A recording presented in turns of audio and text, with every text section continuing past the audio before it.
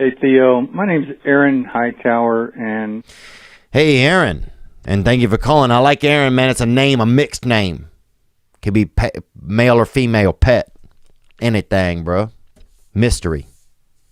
Ghost, even. Gang, brother, praise God. I've been a video game programmer for a couple of years, worked with a lot of folks, and I wanted to get your take on what's called the simulation hypothesis. I think there was a story that went around December 30th or so, hit Fox News, and it's been doing the circuits. I haven't seen everywhere it's been, but yeah, there's a guy, Michio Kaku, K-A-K-U, and he's got some comments on it. But yeah, I wanted to get your take. I thought you would give us an entertaining insight from your perspective, what it might all be about. Thanks for everything you're doing, Theo. Huge fan. Take care. Thank you very much there, Aaron. Simulation Hypothesis by Kakach. All right, this says, do we live in a simulation? Gauging whether or not we dwell inside someone else's computer may come down to advanced AI research or measurements at the frontiers of cosmology. You know, do we live in a simulation? Do we live in a computer? Man, it really, a lot of it really starts to feel like it. You know, and I think for me, some of it is because of how much time I spend on a computer or next to electronics. You know, it's going to feel like it. It's going to feel,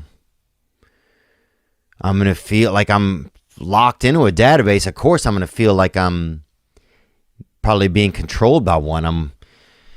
A computer sends me an email. It tells me, that email usually a lot of times tells me what I need to do next. Where am I going? I put it into a calendar, so I go check on a calendar. And the calendar tells me, okay, this is where you have to be tomorrow, 2, 3, 7 p.m. Here's who else is coming. So it starts to be really that I'm following and storing things that are important to me in an electronic world. So much so that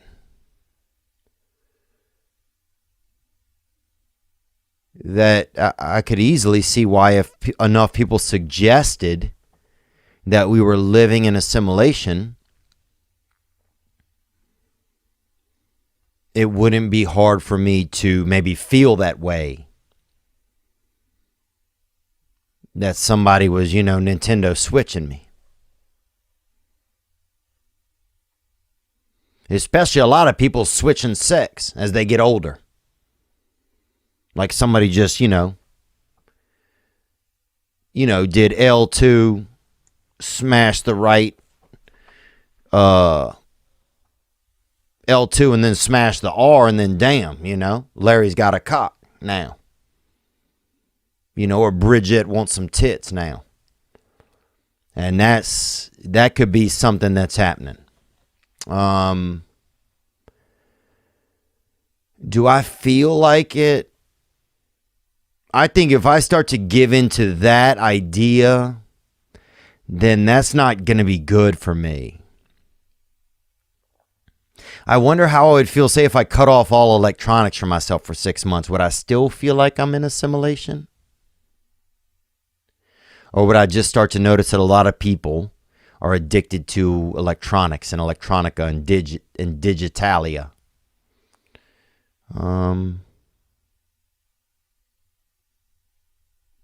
Because also, I don't understand sometimes if we are, say we're in a simulation.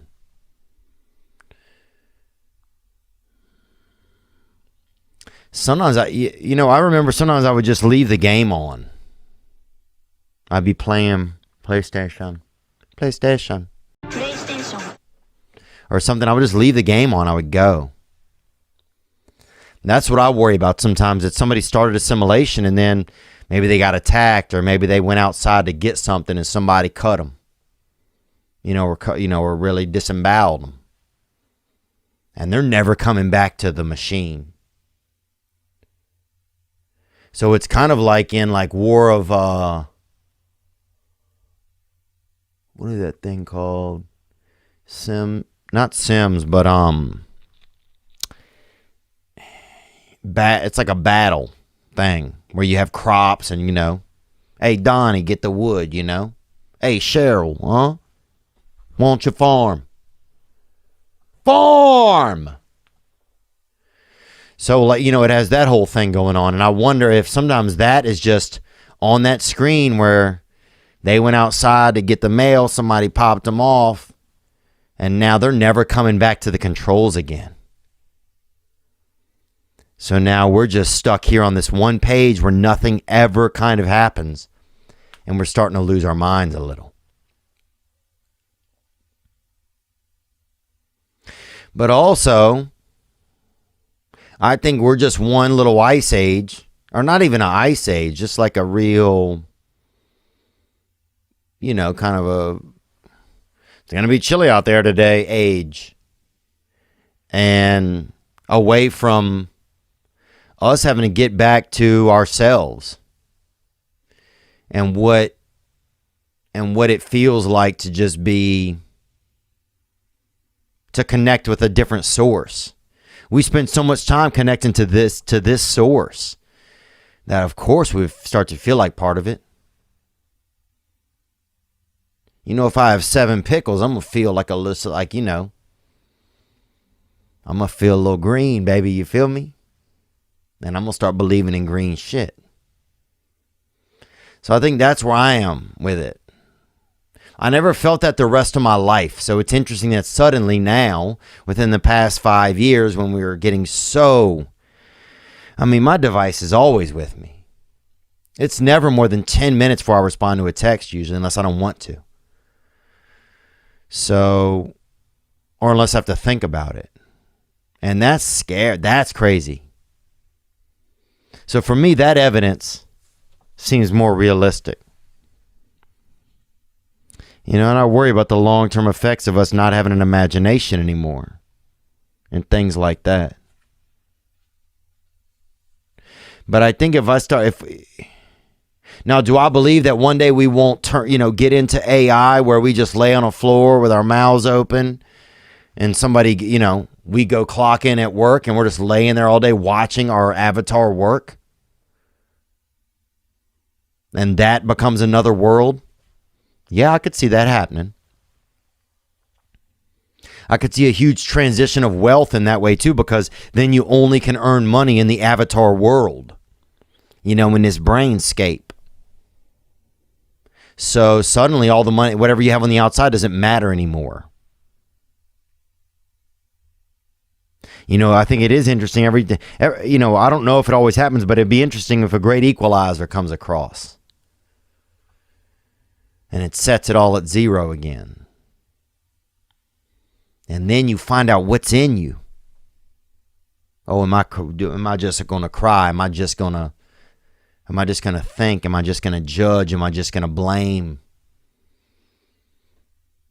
Or is some little part of me that still has a pilot light of damn manhood and bravado and womanhood going to fucking flicker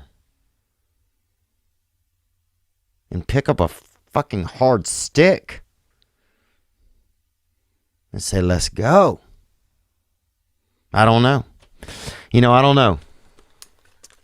I do not know.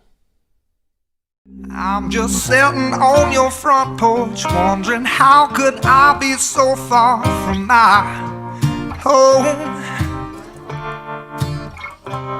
And my mind is somewhere else, but when I find it, I'll patch up where it's been blown.